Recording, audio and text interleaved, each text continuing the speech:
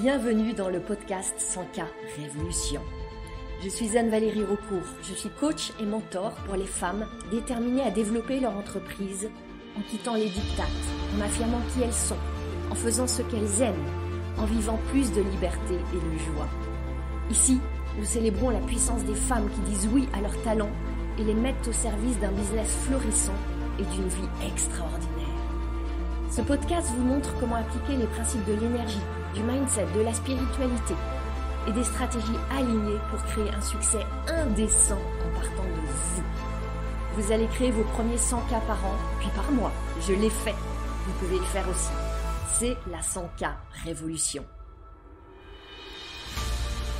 Bienvenue dans ce nouvel épisode du podcast 100K Révolution. J'ai eu envie de vous offrir cet épisode peut-être un peu spécial parce que je sais que la période est difficile pour certaines d'entre vous, même pour beaucoup d'entre vous. Et quand je dis difficile, j'entends psychologiquement, matériellement, physiquement, émotionnellement. Et franchement, il faudrait vivre reclus dans un ermitage très isolé au fin fond d'une colline lointaine pour ne pas être touché par tout ce qui se passe aujourd'hui dans notre pays et dans le monde bien plus largement. Et je crois que même un ermite enfermé dans sa grotte capterait les énergies qui voguent dans l'air en ce moment. Il y a des nouvelles, en effet, qui sont dramatiques. Et il y a aussi des projections qui sont anxiogènes. Et il y a ce que chacune vous vivez dans vos vies. Alors je vous propose qu'on commence par prendre une grande respiration ensemble. On peut, si vous le voulez, lâcher un profond expire. Vous êtes là, je suis là, on est là ensemble. Et ce podcast a pour vocation à vous donner de belles ressources pour vous aider à traverser tout ça. Et non seulement le traverser, mais créer le meilleur à travers tout ça. Et je veux commencer par vous dire que plus que jamais, oui vraiment plus que jamais, vous avez une place à prendre, un rôle à jouer, une voix à exprimer. Oui, il y a la politique, il y a l'économie, il y a les conflits, il y a votre business.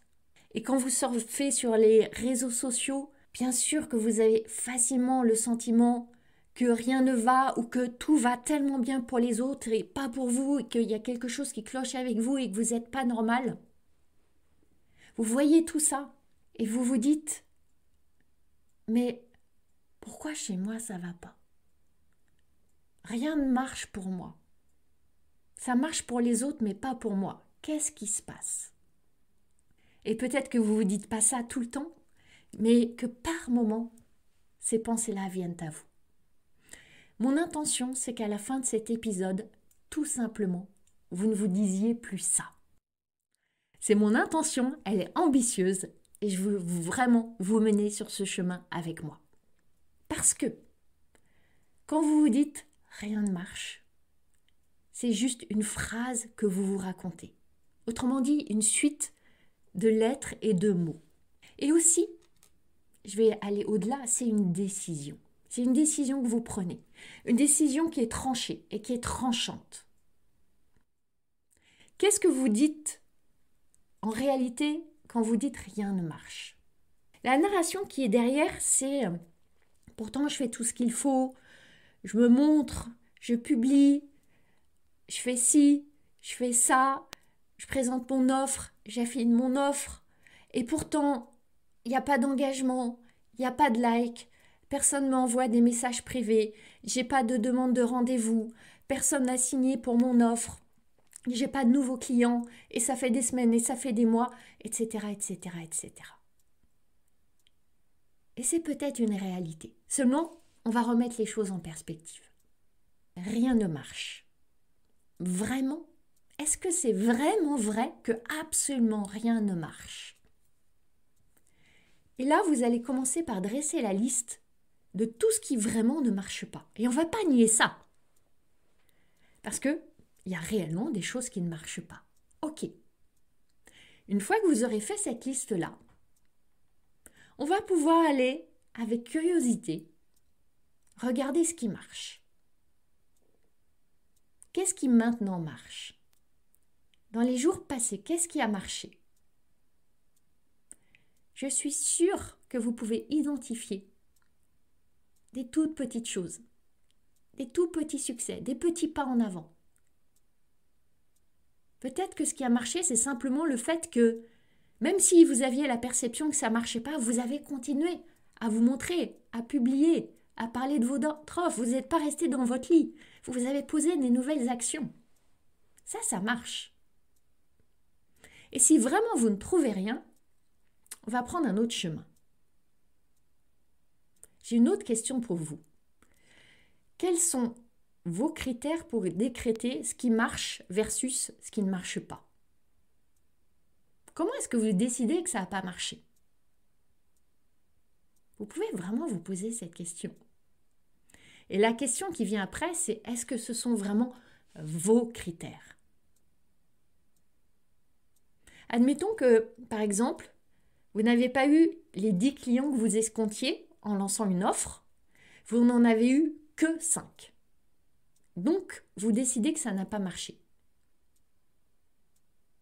Le critère, dans cet exemple-là, c'était d'atteindre 10 clients. 10 clients, ça a marché. En dessous, même 9 clients, ça n'aurait pas marché. Ok. Mais pourquoi est-ce que vous avez choisi cet objectif? Pourquoi 10? Parce que c'était un chiffre rond? Parce que vous avez entendu que pour lancer une offre la première fois à ce niveau de prix, 10, c'est un bon objectif? Parce que vous avez une copine entrepreneur qui a eu 10 clients et vous voulez faire la même chose? Et pourquoi pas 9 ou 11? Ou 5 ou 20? Vous voyez comme ces critères, ils sont fabriqués de toutes pièces. Mais fabriqués pas tout à fait par hasard. Il y a des critères à la mode, comme des références qu'on a intégrées, qui sont devenus les critères indéniables que ça marche. Ça, je le vois avec la course aux 100 000 euros, aux 500 000 euros, puis aux millions de chiffre d'affaires. Avec en plus cette pression pour que ça soit absolument atteint en un an. Et si vous n'atteignez pas ça, qu'est-ce que ça veut dire? Ça veut dire que ça n'a pas marché. Et vous saurez que ça a marché seulement une fois que vous aurez atteint votre objectif de chiffre d'affaires. Vous voyez le piège? Parce que aussi longtemps que vous n'êtes pas à votre seuil de chiffre d'affaires cible et dans le délai imparti, vous allez vite décréter que rien ne marche. C'est pervers. Parce qu'en vous enfermant dans ce schéma-là et dans ces codes-là, c'est votre confiance que vous sabotez, c'est votre joie sur le chemin que vous amenuisez. Et donc, paradoxalement, c'est même vos chances d'atteindre ce fameux but que vous réduisez. Et maintenant, on va contracter un peu la perspective temporelle. Imaginons que vous voulez générer 10 000 euros ou 20 000 euros ou 50 000 euros ou 100 000 euros par mois. Et le premier mois, ça ne marche pas. Le deuxième mois, ça ne marche pas. Le troisième mois, ça ne marche pas. Et de mois en mois, vous reportez l'objectif. Et là aussi, à la longue, votre confiance s'effrite. Vous commencez à vous dire que ça ne marche pas et que donc ça ne va jamais marcher. Pourtant, vous avez tout bien fait. Vous avez suivi toutes les formules, toutes les approches qu'on vous a recommandées, appliqué toutes les stratégies. La bonne élève en vous a bien coché toutes les cases. À la longue, qu'est-ce qui se passe? Votre cerveau, il entre en rébellion. Il en a assez d'être placé comme ça en situation d'échec. Il va commencer à vous raconter « Non, mais on ne va pas continuer comme ça, tu vois bien qu'on n'y arrive pas, tu vois bien qu'on ne va jamais y arriver, à quoi bon avoir des objectifs, à quoi bon y croire, à quoi bon se démener, se montrer tous les jours, continuer à proposer notre offre, à faire des vidéos, des réels, etc. À quoi bon poser des actions?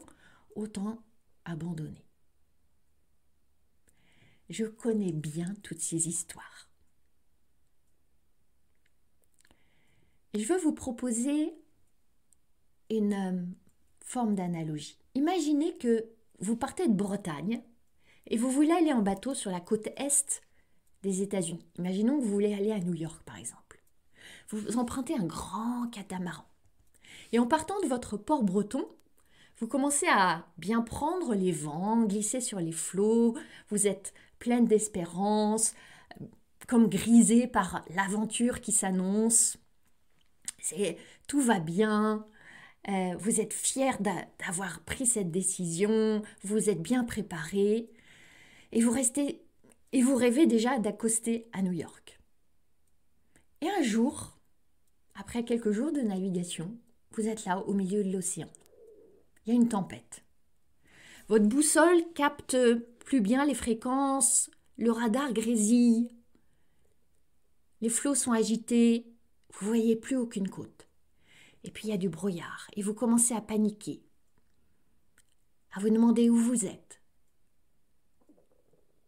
Vous tentez d'ajuster les voiles, de régler la boussole, le compas, le radar, tout ça, tout est un peu brouillé et ça commence à être terrifiant. Vous ne pouvez pas retourner en arrière. Les vents ne sont pas porteurs, vous savez que vous avez déjà fait quasiment la moitié du chemin. Puis vous avez produit tellement d'efforts. Alors vous essayez encore d'ajuster les voiles. Et vous voilà que vous tournez en rond, vous tournez en rond, vous tournez en rond. Vous tentez de lancer le moteur, il est grippé, vous sortez même les rames. Le brouillard se lève. Mais même là, c'est tout bleu. Le ciel bleu, la mer bleue. Vous distinguez à peine l'horizon. Tellement le bleu de la mer se confond avec le bleu du ciel. Que du bleu. Vous avez complètement perdu le sens de l'orientation. Vous ne savez plus comment faire. Plus rien ne marche. Les marins chevronnés vous diront alors que la panique n'est pas votre meilleur allié. C'est pas la panique qui va vous faire prendre les bonnes décisions et poser les bonnes actions. C'est pas la panique qui va vous mener à bon port. C'est au contraire le moment d'observer toutes ces pensées qui s'emballent et qui vous disent « Je suis perdue, j'y arriverai pas, j'aurais jamais dû me lancer, pourtant j'ai tout bien fait et ça marchera pas et je vais me noyer et autant renoncer et appeler au secours. » Revenir en arrière, revenir à mon port de départ. C'est le moment de voir que ce sont seulement des pensées qui créent de la panique, de l'angoisse, du découragement, de l'abattement. C'est pas la mer, c'est pas l'absence de clients, c'est pas la trésorerie qui fond. C'est toutes les pensées que vous superposez sur ces événements-là. Dans notre analogie avec la mer, un autre marin chevronné pourrait penser que c'est palpitant de danser avec les éléments, que l'aventure est vraiment passionnante, que toutes les tempêtes passent, que ça va être tellement extraordinaire quand la mer va redevenir calme et que les vents vont à nouveau souffler dans les voiles au juste rythme. De la même manière, une autre entrepreneur, dans ce tumulte, pourrait penser que, justement, dans l'adversité, elle comprend ce qui ne marche pas pour elle. Elle découvre comment mieux s'aligner, elle devient plus résiliente. Elle apprend des choses tellement essentielles qu'elle pourra ensuite transmettre à ses propres clients. Qu'elle devient une meilleure entrepreneure et une meilleure experte dans son métier. Vous voyez ce switch de pensée ? Parce que ces nouvelles pensées-là, évidemment, elles ne créent pas la panique. Elles vont asseoir une confiance, elles vont instiller de la curiosité, elles vont insuffler une motivation. C'est pour ça que c'est absolument fondamental dans ces moments-là de devenir l'observatrice puis la dirigeante de vos pensées. Parce que quand vous partez de l'histoire « rien ne marche », vous créez des sentiments alignés avec « rien ne marche », qui vont engendrer des actions faites dans la panique et qui vont créer des résultats qui vont simplement confirmer que absolument, vraiment, réellement, rien ne marche.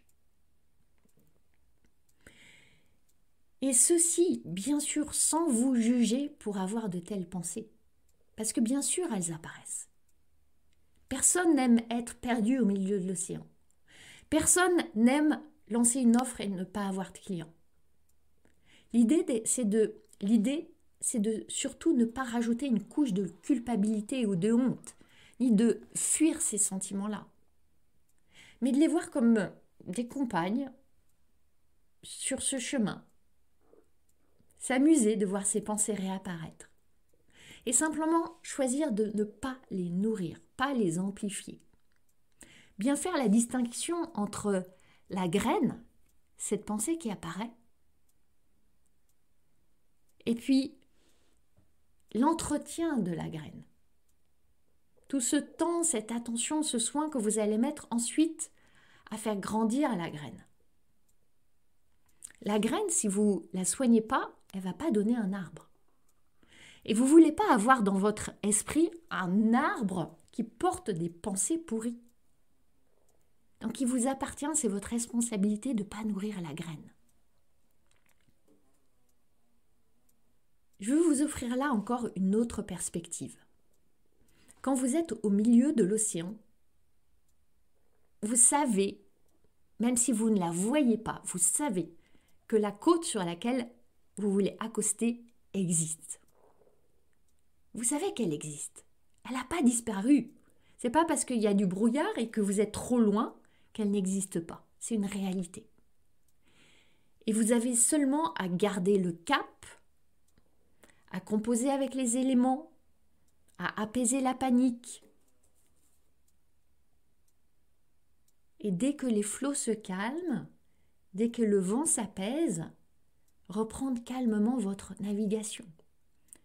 Peut-être que c'est un moment pour marquer une pause, prendre une respiration, faire le point, vérifier tous vos appareils. Et surtout, mettre toute votre énergie à croire, à visualiser l'arrivée au port, à ressentir comment ça sera, ce moment où vous allez voir le port avancer, voir les gens qui vous attendent, cette fierté, cette jubilation, cette excitation. Comment est-ce que ce sera pour vous d'avoir ces clients, de créer ce chiffre d'affaires, de savourer cette contribution? Vous pouvez vous en délecter par avance. Et j'accompagne mes clientes non seulement à voir, mais aussi à ressentir, à devenir par avance cette version d'elle-même qui a réussi, qui a atteint son port. Revenons à ce moment où vous n'atteignez pas votre but, que ce soit un but en termes de chiffre d'affaires ou de nombre de clients, et où vous décrétez que ça n'a pas marché. Entraînez-vous à orienter votre cerveau vers la trouvaille de ce qui a marché. Parce que votre cerveau, il a besoin d'être dirigé. Il veut tout à fait être à votre service. Mais si vous ne lui donnez pas de saines occupations, il va aller divaguer. Et spontanément, il va aller divaguer vers tout ce qui est négatif pour aller chercher les risques, anticiper les dangers et vous prémunir de tout ça. Donc c'est à vous de l'orienter. De décider aujourd'hui, on va aller voir tout ce qui a marché. Même si on a le sentiment que ça ne marche pas, et si on s'amusait à trouver ce qui a marché. Et revoir vos critères d'évaluation du succès pour identifier ce qui a marché. Parce que si vous évaluez votre succès seulement à l'aune des ventes, du nombre de clients, du nombre de likes, de l'augmentation de votre audience, etc., vous aurez très souvent des déconvenues. Je veux vous proposer ici une distinction importante. Il y a d'une part les résultats de votre entreprise et il y a d'autre part les résultats de vous, l'entrepreneur. Ce sont deux champs différents. Et ces deux champs sont évidemment reliés et ces deux champs sont tellement importants. Et c'est important de faire cette distinction. Les résultats de votre entreprise, si on les mesure en termes de chiffre d'affaires, de nombre de clients, de revenus, de trésorerie, etc., vous pouvez y mettre tous vos talents, toute votre énergie. Vous ne maîtrisez pas tout. Les résultats de vous, l'entrepreneur, en termes d'évolution, en termes de croissance, en termes des talents que vous déployez, en termes des compétences que vous allez acquérir, en termes de vos apprentissages, de vos découvertes. Là, vous êtes en votre pouvoir. Ça ne dépend de personne d'autre que de vous. Et vous pouvez vous-même fixer ces critères-là pour vous mettre en certitude que votre réussite, le fait que ça marche, ça va dépendre de vous. Seulement, on met très souvent, dans le monde du business, sur un piédestal les résultats de l'entreprise. Tous ces chiffres. Et on met sous le tapis les résultats de vous, l'entrepreneur. Et j'ai envie de contribuer à dépiédestaliser les résultats de l'entreprise et remettre à l'honneur les résultats de vous, l'entrepreneur. C'est pour ça que dans le nouveau programme que je suis en train de créer pour vous, 100K Révolution, je veux vraiment mettre à l'honneur ces deux types de résultats. Oui, vous allez aller chercher la croissance de votre business, bien sûr. Oui, vous allez apprendre le marketing, la communication, la vente, les stratégies, tout ça. Oui, et en même temps, ce que je veux vraiment, profondément, c'est que vous soyez bien sur ce chemin, que vous soyez extrêmement bien avec vous, que vous aimiez chaque jour où vous êtes là en tant qu'entrepreneur, en amour chaque jour plus avec votre entreprise. À quoi bon les millions si vous êtes à l'agonie et en détestation de vous-même? À quoi bon l'audience exponentielle sur Instagram si c'est une contrainte pour vous de vous montrer tous les jours? Et si vous avez de l'amertume vis-à-vis de cette audience parce que, ok, ils mettent des likes, des commentaires, mais ils n'achètent pas. Je veux vraiment vous transmettre comment développer cette croissance qui part de vous. Et quand je dis vous, c'est vous avec votre cerveau buissonnier, avec votre attention dispersée, avec vos moments d'anxiété, avec vos désirs inavoués, avec tout ce qui fait vous. Pour que vous ayez des objectifs vraiment fondés sur vous. Et ce sont vraiment ces objectifs-là qui vont faire que vous réussirez dans votre business, que vous créerez tout l'argent que vous désirez, en partant de votre port à vous et en prenant votre route à vous, avec votre propre boussole. Maintenant, revenons à ce mode panique qui est activé quand vous vous dites « rien ne marche ». Il y a derrière souvent ce sous-titre « rien ne marche, donc rien ne marchera jamais ». Quand vous commencez à désactiver le mode panique en étant observatrice de vos pensées, de vos narrations, vous pouvez commencer à regarder avec plus de lucidité. Ok, vraiment, il y a certaines choses qui ne marchent pas. Et endosser le costume ou la posture de la scientifique, qui a fait une expérience basée sur certaines hypothèses et qui va ajuster son expérience. Elle va modifier des paramètres. Et là, vous allez peut-être découvrir que votre cerveau redevient créatif. C'est là que, par exemple, cette idée que vous aviez eue il y a 3 mois, qui vous avait enchanté, puis vous l'aviez rangée dans un tiroir en vous disant que ça serait pour plus tard, hop, et elle réapparaît. Elle réallume l'envie. Et vous allez la mettre en œuvre, en partant d'une énergie qui est plus celle de la panique, mais de la curiosité. Parce que vous allez tenter une nouvelle expérience et y prendre du plaisir. Et quand vous réenclenchez cette ouverture, vous amplifiez aussi votre capacité à croire, à cultiver la certitude que la côte, elle est là, elle n'a pas disparu, que vos clients, ils sont là, ils ne sont pas volatilisés, que même si vous ne les voyez pas, en cet instant, ils existent. Bien sûr, les pensées sur tout ce qui ne marche pas, elles vont revenir. Mais vous serez de plus en plus vigilante pour ne pas les garder, ne pas les nourrir, leur sourire. Et aussi, peut-être, cesser de penser que c'est un problème, que ça ne marche pas tout de suite. Et on touche là à un autre volet de notre sujet. On a très souvent cette croyance que ça devrait marcher tout de suite. Dans notre vie en général, on est de plus en plus imprégné de cette idée et de cette volonté, on veut tout de suite. Et a fortiori dans le business, on nous montre tellement d'histoires mirobolantes, de succès qui se sont passés du jour au lendemain, qu'on se dit que si pour nous ça ne marche pas, tout de suite, il y a quelque chose qui ne va pas, qu'il y a un problème. Et du coup, ça active cette grande question. Non mais comment faire? Comment y arriver? Comment m'en dépêtrer? Et si ça n'a pas marché tout de suite, ça veut dire que je ne sais pas comment faire. Et si je ne sais pas comment faire, il va falloir que j'aille trouver la recette magique chez quelqu'un d'autre qui a eu du succès et qui va vraiment pouvoir enfin me dire comment faire. Et aller peut-être vers une autre déception parce que ça a marché pour cette personne, mais peut-être pas pour nous. Là, je veux vous proposer une autre interprétation.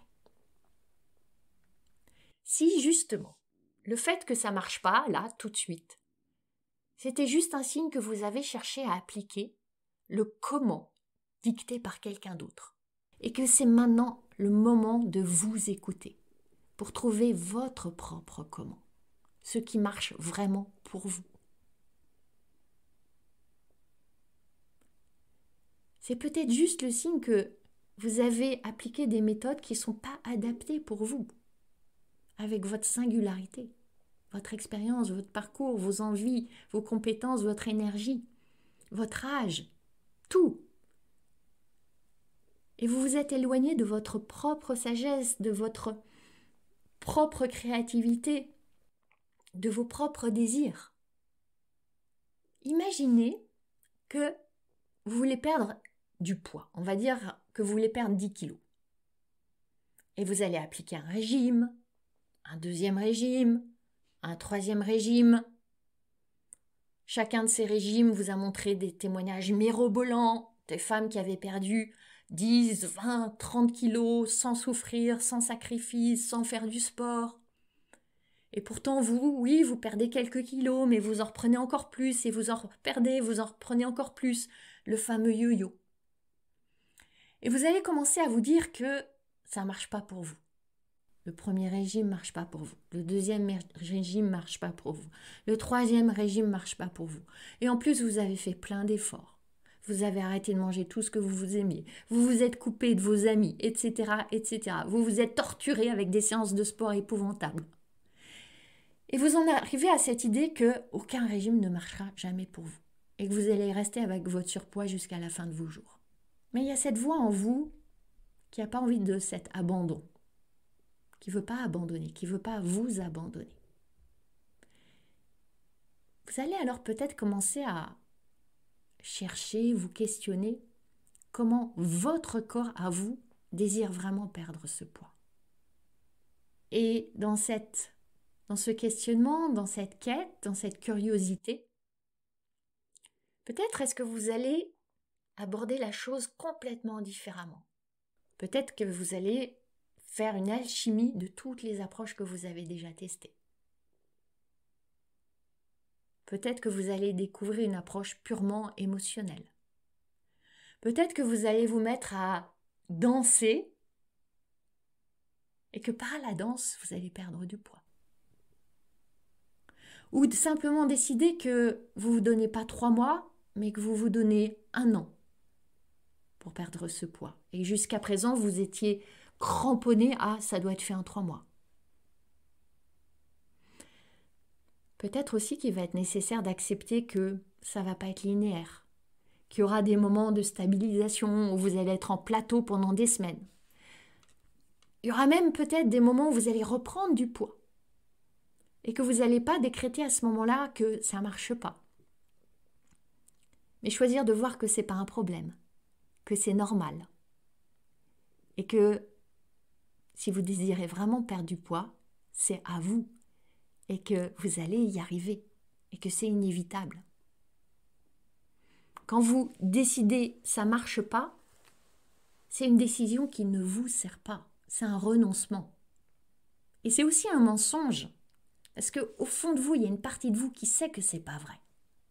À ce moment-là, c'est important d'en appeler à notre honnêteté. Ok, j'en ai marre, je suis fatiguée, j'ai besoin d'un break. Et en même temps, je sais que mon succès est inévitable, que mes clients sont là, que mes objectifs m'appartiennent. Et là, je peux décider de ne pas abandonner. Je peux décider de croire plus fort encore. Je peux décider de cesser de croire aux mensonges que ça ne marchera jamais. C'est une question de responsabilité. Au lieu d'accuser l'algorithme de Facebook ou d'Instagram qui ne montre pas vos posts, où est-ce que vous avez baissé les bras? Où est-ce que vous vous êtes caché? Où est-ce que vous avez dilué votre message? Au lieu de blâmer votre audience parce qu'elle veut que du gratuit et elle n'achète jamais, en quoi est-ce que votre regard sur elle a pu créer cette énergie-là? En quoi est-ce que vous n'avez pas osé faire suffisamment d'offres? En quoi est-ce que vous avez été peut-être timide avec votre prix? En quoi est-ce que vous avez été dans la panique au moment de faire cette fameuse offre? En quoi est-ce que vous ne les avez pas aidés à acheter auprès de vous? L'important ici, c'est de voir que parfois, vous avez peut-être tendance à jouer la victime. Parce que c'est confortable aussi d'être une victime. Ça nous donne toutes les raisons pour repartir dans notre grotte ou sous notre couette. Cessez de jouer la victime et assumez votre responsabilité. Et au-delà de la responsabilité, c'est aussi une question d'intégrité. Intégrité vis-à-vis de ce chemin que vous avez choisi, qui est exigeant et qui est passionnant, en vous rappelant que vous l'avez choisi, que personne ne vous a forcé et que par moment, eh bien, vous êtes appelé à le choisir à nouveau. Dans le nouveau programme 100K Révolution, je veux vraiment être là pour vous accompagner dans ces moments de milieu de l'océan. Ces moments où vous voyez plus d'où vous êtes parti et où vous ne voyez pas là où vous allez atterrir. Ces moments de doute et de questionnement. Ces moments où il suffit d'un nouveau souffle de vent pour repartir gaillardement. Ces moments qui sont justement l'opportunité pour trouver votre propre navigation. Les portes de 100K Révolution s'ouvriront en début d'année. S'il y a des défis, des questions que vous aimeriez que j'aborde plus spécifiquement, je vous invite vraiment à me les poser, à me les partager. Vous pouvez m'écrire par mail ou sur les réseaux sociaux en message privé parce que vraiment vos désirs comptent beaucoup pour moi et j'ai envie que ce programme soit vraiment le meilleur pour vous. En attendant, évidemment, j'ai toujours à cœur de vous donner le meilleur dans ce podcast. Alors je vous dis à la semaine prochaine. Vous avez aimé ce podcast? Vous pouvez aider d'autres entrepreneurs à le découvrir. C'est très simple. Vous laissez une note et un commentaire sur votre plateforme d'écoute préférée. Vous pouvez aussi partager le visuel ou une capture écran en me taguant sur vos réseaux sociaux. Un immense merci.